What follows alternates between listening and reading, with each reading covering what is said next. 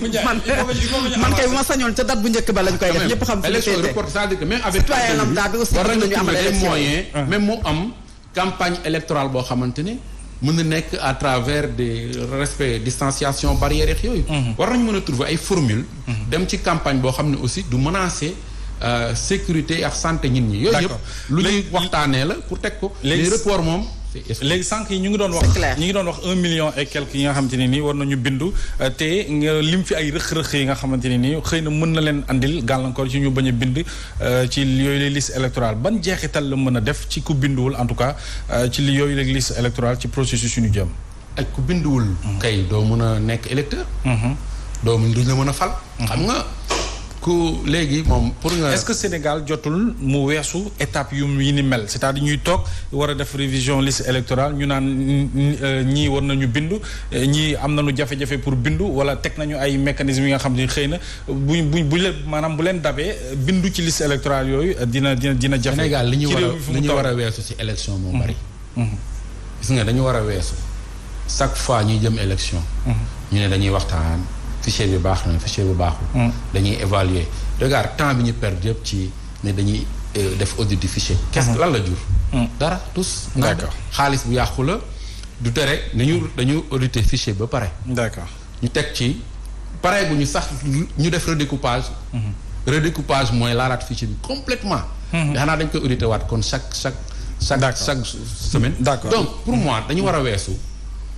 audit fichier évaluation processus inscription dañu war a def ba nga xamante ku am majorité d'office. tout à fait sa carte d'identité may la nga voté. tout à fait léegi ñu wax ci conseil constitutionnel parce que war nañu dépasser yooyu quand même. ñëw ci conseil constitutionnel mi député opposition bi coow li bari ci lool ñi ne ñeent ña fa nekk di jël ak dogal matuñu xëy na 7 la ñu waroon doon ñenn ñi ne waroon nañu xool yan anam lañ ko war mën a defee pour joxe décision bu nga xamante ne nii ñu ci bëri dañ ci maanaam dañ ciy dëppoo en tout cas ñi seen xel maa ci jëm ci wàllug yoon ak wàllu constitution ku ci nekk am ci xalaat bu wute yow lan mooy sa jàngat par rapport ak li nga xam ne mooy décision bu conseil constitutionnel bi député opposition par rapport ak li ñu fa déposé woon ni recours.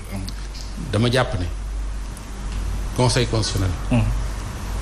d'abord bu respecté woon Sénégalais yi. moo waroon njëkk bi ñu ko saisiré mu ne mënuma statuer ndax yoon mayu moo statuer. loolu moo doon premier acte fort bu conseil constitutionnel waroon posé. parce que confusion bi am ci. war nañu statuer waruñu délibérer ci affaire empêchement la ñuy teg. conseil constitutionnel loi organique bu 92 boo demee ci article 23 bi ak article 5 bi moo réglé problème yooyu. parce que avant 2016 5 la ñu woon bi ñu nekkee 7. lañ ko def lañ modifié loi organique boobu.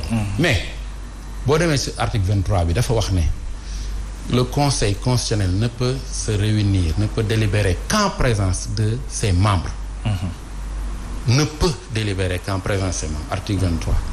Sauf en cas d'empêchement temporaire. waaye nga dem article 5. mu ne la cet empêchement temporaire ne peut excéder 60 jours.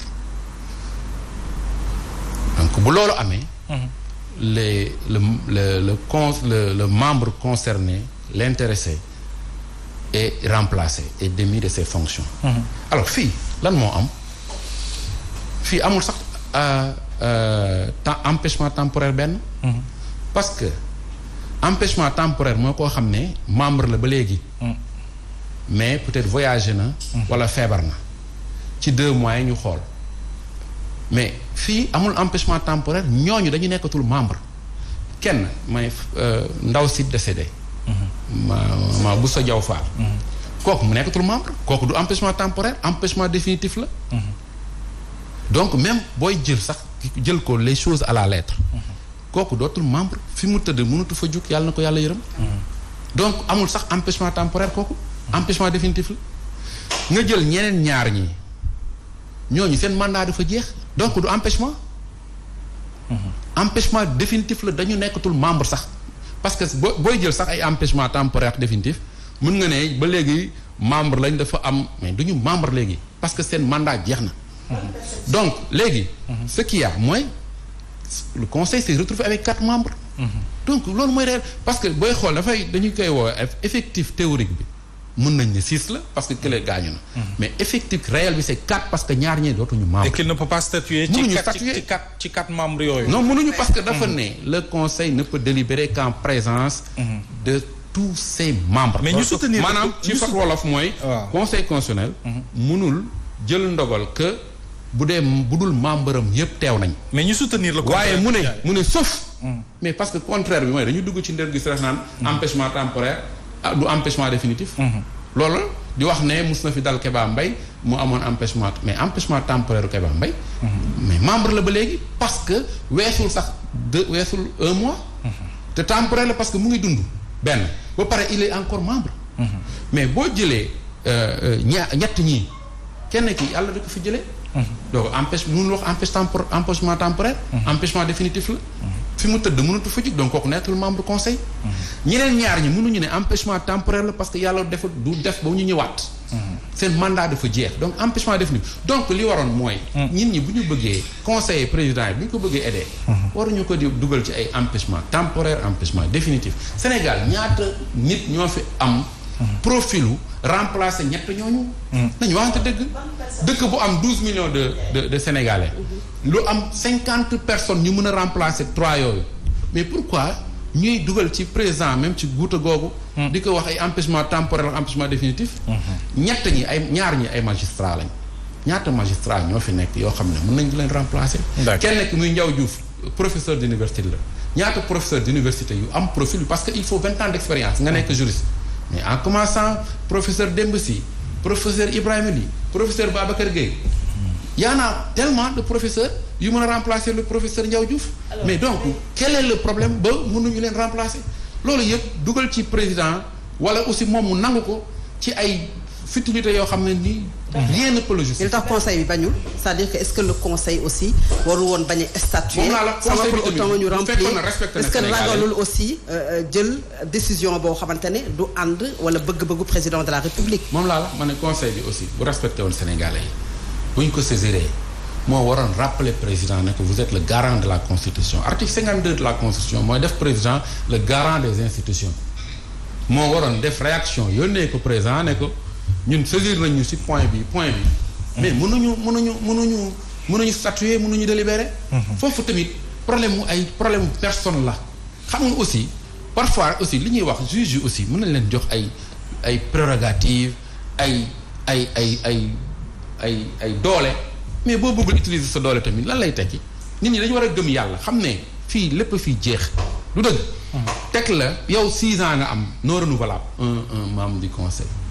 mais gëmal yàlla. nga xam ne yow boo nekkee président conseil ana ñu fi jiituwuñ ñu ana Kéba Mbaye deewul te mais am na rafet bu rafet. ana ñeneen donc président au conseil constitutionnel yi ak ñi membre conseil constitutionnel nañu seet ñi fi nekkoon avant ñoom te xam ne lépp ci nettali lay doon te nettali war na rafet. d'accord alors ban perception nga am ci suñu institution.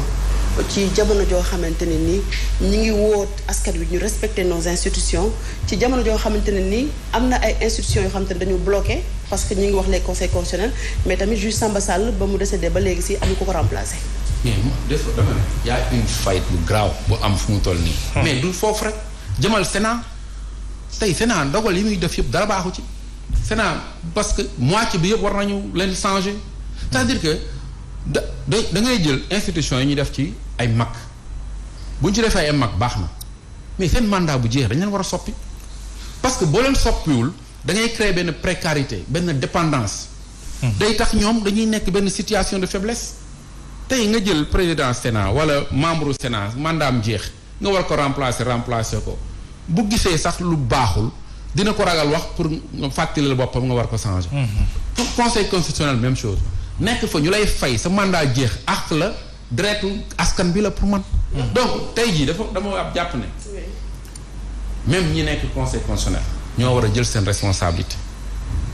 war na ne mënuñu statuer dans les conditions actuelles parce que le conseil n'est pas au complet. yeneen ñaari duñu membre beneen bi mooy président de la République la ñu fal muy Macky Sall.